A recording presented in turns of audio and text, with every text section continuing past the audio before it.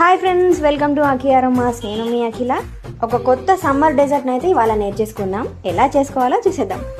5 slices milk bread తీసుకొని ఇలా cut చేసి పెట్టుకున్నాను. అలాగే కొన్ని డ్రై ఫ్రూట్స్ కూడా ఇలా చాప్ చేసుకున్నాను. పిస్తా, బాదం, ఇంకా క్యాష్యూస్. బ్రెడ్ని ఇలా వేయించేసుకున్నాను గీలో.